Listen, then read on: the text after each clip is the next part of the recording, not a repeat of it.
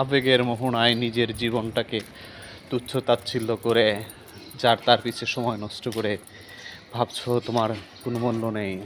না, তুমি নিশ্চয় একজন মূল্যবান মানুষ। মহান সৃষ্টিকর্তা তোমাকে এতটা যত্নের সহিত তৈরি করেছেন যে তুমি কল্পনাও করতে পারবে না। তোমার এত সুন্দর একজন স্বয়ংসম্পূর্ণ মানুষ হিসেবে তৈরি করেছে। অথচ রাস্তাঘাটে দেখো কত মানুষই না কতভাবে তাদের জীবন পরিচালনা করছে।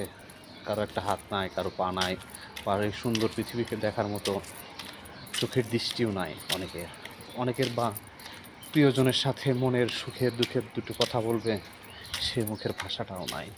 অনেকে প্রিয়জনের মুখের সুখে দুঃখের ভাষা শোনার মতো শ্রবণ শক্তি নাই। এই যখন পৃথিবীর নিয়ম, তখন আজকের পৃথিবীতে অনেক মানুষ আক্ষেপের সুরে বলে আমিও অস্বয়ংসম্পূর্ণ। কিন্তু তুমি স্বয়ংসম্পূর্ণ মানুষ হয়েও কেন এত হাজারি করছো?